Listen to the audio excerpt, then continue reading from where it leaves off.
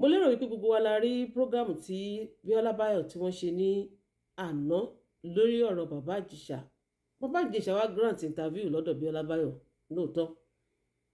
Ṣùgbọ́n interview tí wọ́n grant yìí ó mà ti ń fáró gbòdìyàn ẹ̀yìn tèmi.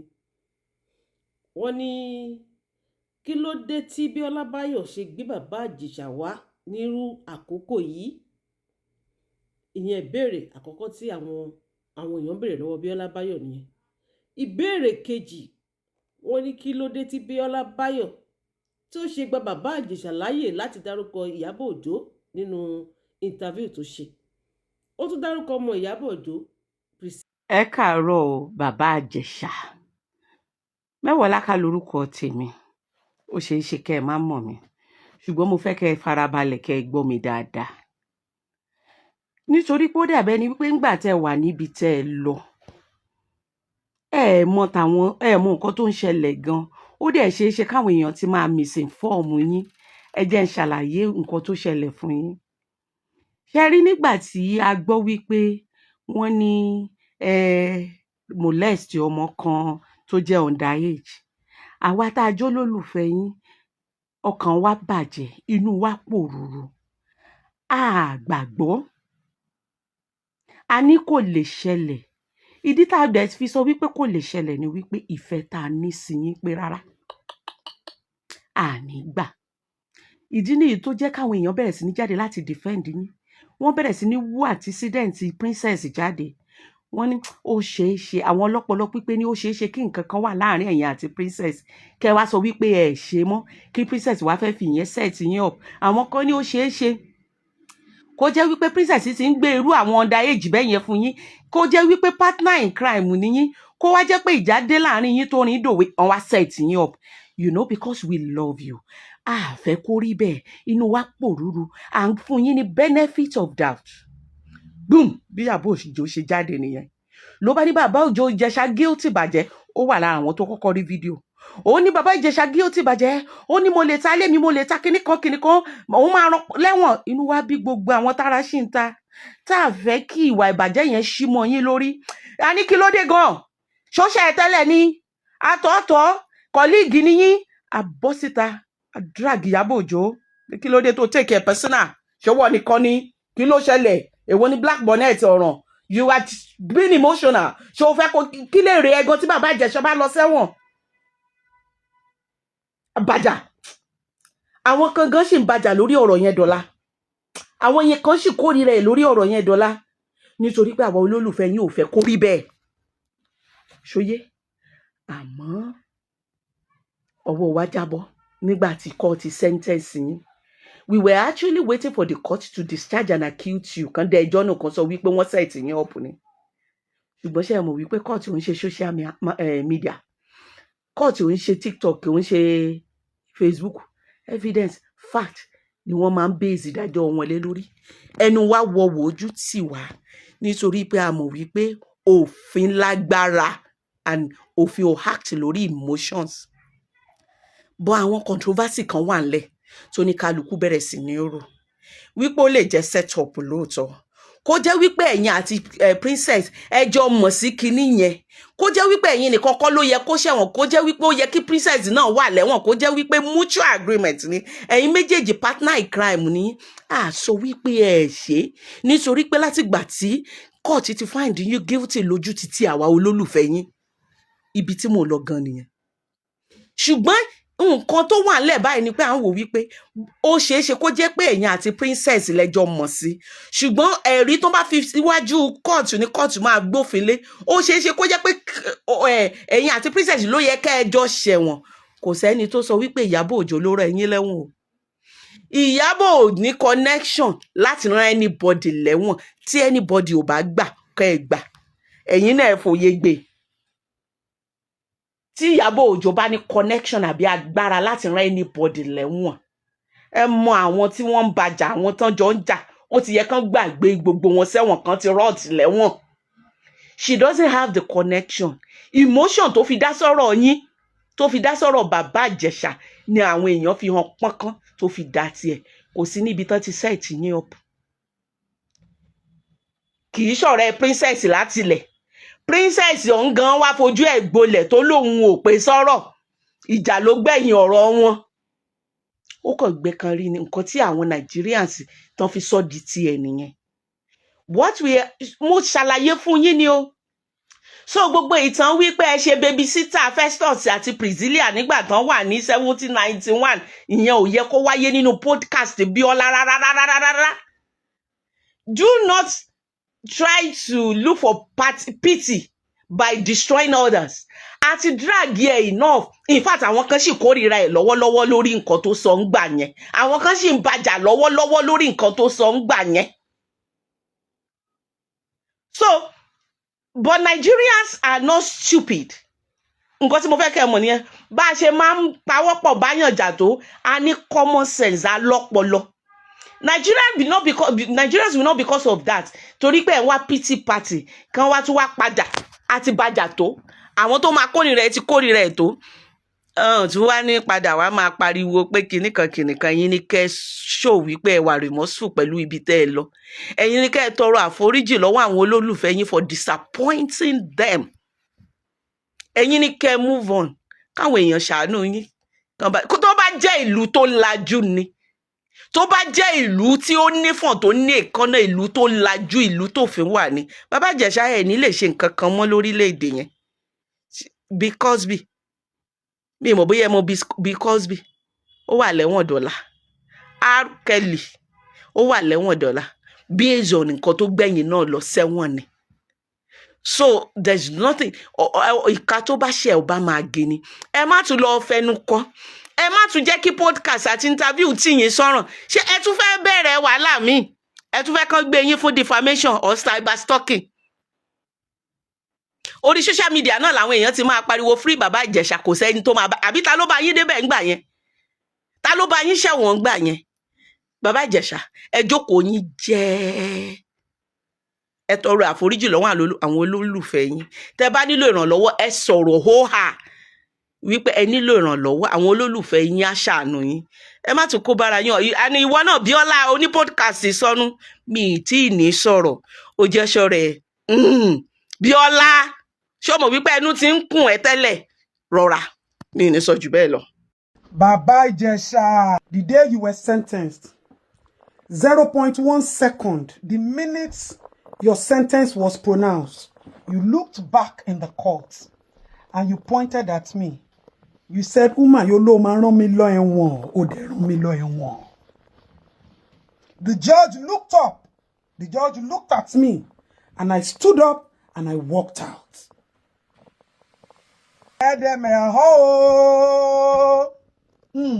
This interview. Obviously, I know there is no way you can mention my name because you had a perception about me. And you see, when I say a lot of things on social media, mi ò kí n fẹ́ dá sí. Kò ṣe pé mi ò ní nǹkan tí mo lè sọ. But I'm not a content creator and I don't like, all this back and forth that people will sit down, carry microphone and be talking, giving analysis, giving opinion. It's not me. That is not the reason why I am on the media space. But unfortunately, ẹ̀yin ará social media, ayé yín kọ òótọ́, ara yín kọ òótọ́. Irọ́ lẹ fi ń jẹun, lẹ fi ń mu. Ṣùgbọ́n wọn ò bí àwa bẹ́ẹ̀, wọn ò dẹ̀ kọ́ wa bẹ́ẹ̀. Oníṣẹ̀dá ò dá wa bẹ́ẹ̀. Ijesha, you should understand that there is somebody called Onípìlẹ̀. Ẹni tó ti kọ́ kí wọ́n gan tó mọ̀ kó tó wá ṣẹ. Baba Ijesha, your matter is more of a spiritual. Ogun jà ẹ́, èdí ń dì ẹ́, àṣàsí ràn ẹ́, o ò rí mú bọ́.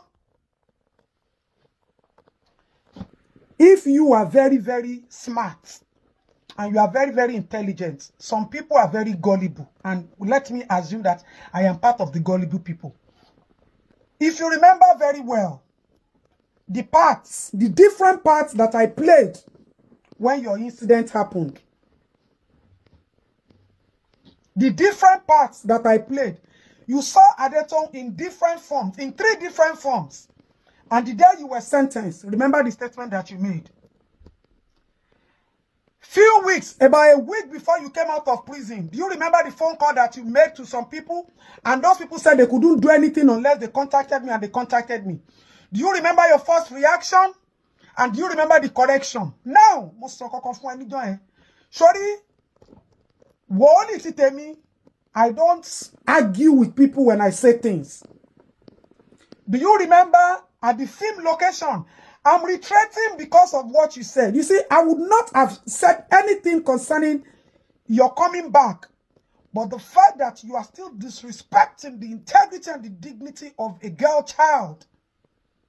I always tell people that when there are situations, all of us should learn to come together. Not as individuals, because your interview obviously indicates that you have individual problems with some specific people. But I'm looking into the indebtedness of what your case is all about, is to the girl child. And we owe every girl child the responsibility to protect them and to dignify them. Mori any location. Me o she movie relaye mi. Toyin was the first person. Me, you, Baba Rainbow. Mother Shaggy. Somewhere in Ajaleki Conservative, what do they call it? I can't remember. Do you remember I saw you? You greeted me and I called you. Money asise obìnrin wà lọ́wọ́ ẹ. Money o de nlo ẹ̀wọ̀n. So not to pay mo sọ bẹ́ẹ̀ fún ẹjọ́ náà lọ́hùn. You see, when some of you see people like us, you think that we are mediocres or we are non-entities. But thank God for divine spirituality. You waved it off. Few weeks before you went to jail, or a few months, let me say, I saw you at Oregun on the left-hand side where they sell generator. I rolled down my glass and I called you again. I don't look for people around me, oh. Eh? But I'm not going to make this about myself. Mo sọ fún mo ní àdúrà ẹ ti gbà ṣùgbọ́n ogun ẹ ò ṣẹ́ Ijesha dìímú. Now you are talking, you are a very good talker, you are a very good mental manipulator. It's very good. That is your own gift. But I have a few questions to ask you. If you were set up to come and act a movie, as a responsible man, who will ever write a script that you should be licking the fingers and the body up until you start touching a minor? What kind of script is that? Can you show us a copy of the script? How do you want, what are you trying to explain in the movie? So you as a responsible man, a father, you get to a movie location and they tell you to come and be licking the body, to come and sexualize the minor, and you went ahead and did it. Under which cameras? In a studio, in a movie scene, there is a director, there is light, there is a power. What do you call that? In continuity and all of that. Rather, in that location, there was only a CCTV that was set up. So even if somebody, a minor, had said, so person did this to me, and they brought you because the police wanted proof, and you started to lick the finger. You see, unfortunately, a lot has happened. And I want to, as much as possible, stay away from that a lot has happened, because I don't want to come low to some levels that I had to put myself for the sake of humanity or trying to speak for the girl child. Ijesha, yakori ekpe o. Mo sọ fún ẹ. Mo ládùúrà ẹ gbà, ogun ẹ ò ṣẹ́. You see these interviews you are granting up and down. You better just stop it. Biola, you should take that interview down. I think you should just respect the girl child and take down that video. You can archive it. You have it for future purposes. But not people should go and be viewing it. Because the more they view it, the more money you make. We all have platforms. And we all want to give everybody an opportunity. But Baba, to fight your battles with the people that you're fighting it with, whatever parties are involved. But please, don't you ever say that you did not do this, you did. Even in a movie location, the fact that you touched a minor is a criminal offense. Let us even assume that you were shooting a movie. So plus you, plus the producer, plus all of you, yeah, I gotta go down for that. So somebody calls you to a movie location and they tell you to be sexually assaulting a minor. And as a responsible, right-thinking person, you picked up that role and you acted it.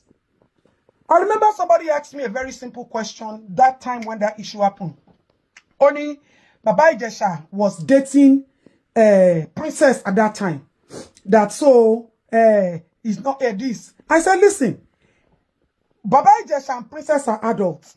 So does it mean that if Baba Ijesha marries Princess, Baba Ijesha cannot protect Princess children?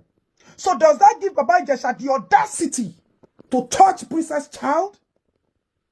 Whatever two adults are doing is nobody's business.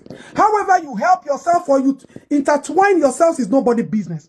The bottom line is a minor was involved. Baba Ijesha,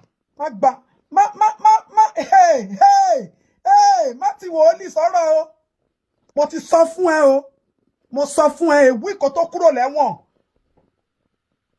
Ìbílẹ̀, when we added him to the call, you remember what he said? You couldn't say what. Àṣepamọ́ ló wà, kò sí àṣegbé.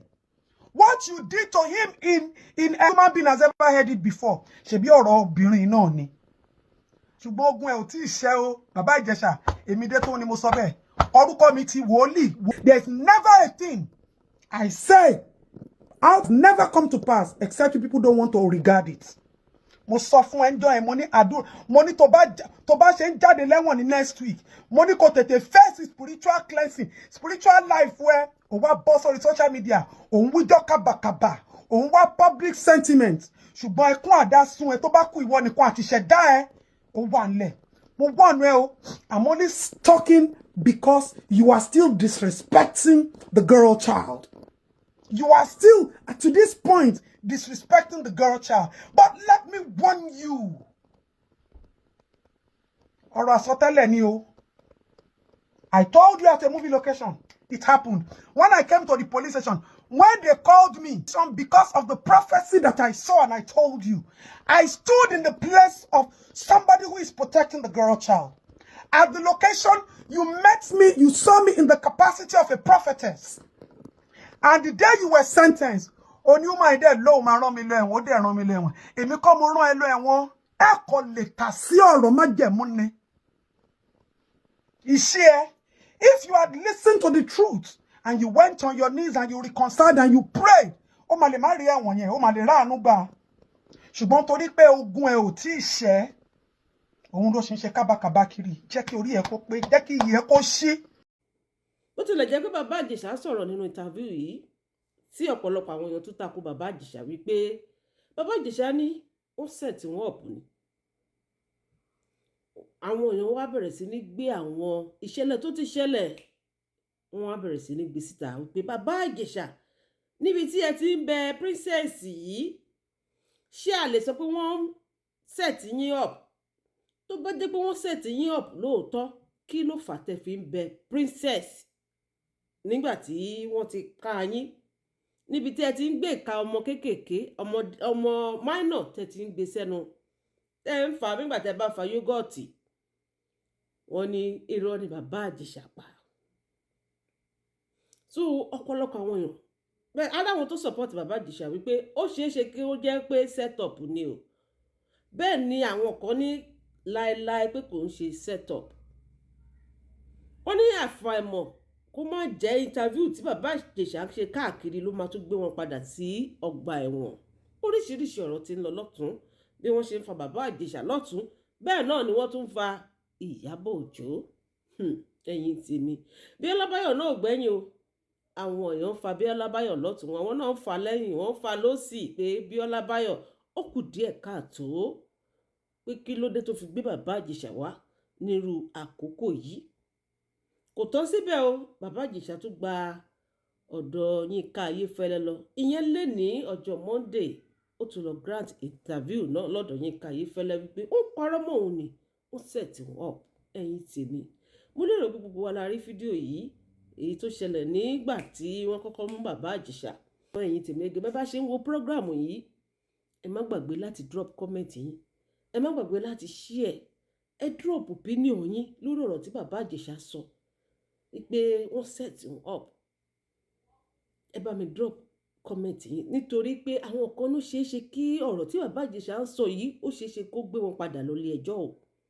Ẹ bá mi gbà wọ́n nímọ̀ràn. Lẹ́ẹ̀kan sí mo dúpẹ́ lọ́wọ́ gbogbo ẹ̀yin tí ẹ bá mi wo program yìí. Mo dẹ̀ tún gbọ́ lọ́wọ́ gbogbo ẹ̀yin tí ẹ ti subscribe sórí ìkànnì yìí. mo dúpẹ́ lọ́wọ́ gbogbo ẹ̀yin tí ẹ ti subscribe lẹ́yìn ìgbà tí ẹ bá wo ètò yìí tán ẹ má gbàgbé láti share ẹ má gbàgbé láti like ẹ drop opinion yín ẹ share